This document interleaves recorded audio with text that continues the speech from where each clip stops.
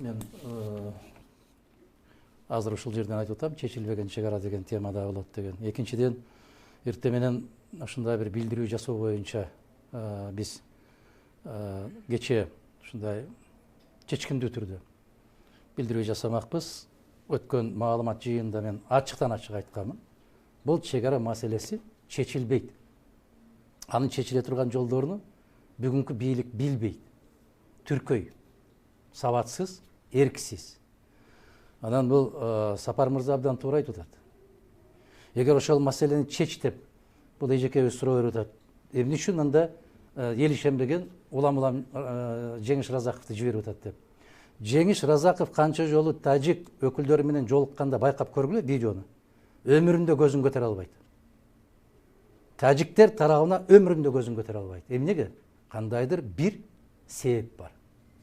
Көтөрө албайт ал көзүн. Тике карап сүйлөй албайт. Бул чек ара чечилбейт.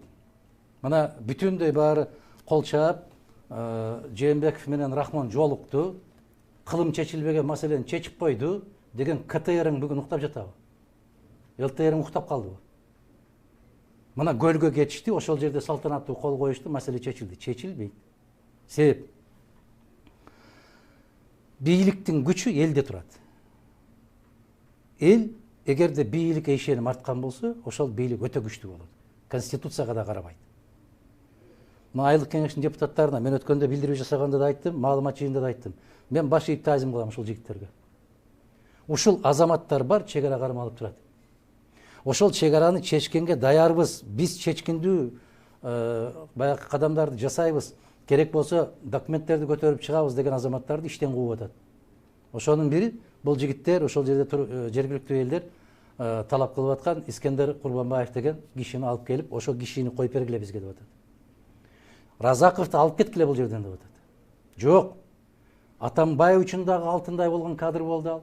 Бүгүн Жээнбеков үчүн дагы жеткис кадр. Эмне үчүн? Мунун бир өтө чоң сыры бар. Аябай чоң сыры бар.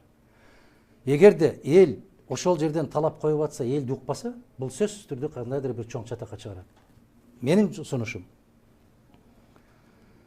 Мына ошол Сапарга окшогон мырзалардан, жигиттерден, азаматтардан, жергиликтүү депутаттардан, райондун аксакалдарынан баягы паритет деп коет. Аны Жээнбеков менен Рахмон олтуруп чечиш керек. Паритеттик комиссия түзүлүш керек. Бул кандай комиссия болот? Арасына ошол аксакалдардан элдик дипломатия деп коет. Мына ошол жердеги 80-90догу абышкалардай бүгүнкү күндө бир да депутатын билбейт, Разаковун андан да билбейт. Мына ошолор менен келип, кылымдар бою жашап келген кишилер ортодон кан чыгарабы, курмандык чалабы, Кудай өткөрөбү, эки элди бириктирип, биз моундай кылып чечели. Сенин ата бабаң бул жерге жакын жологон эмес.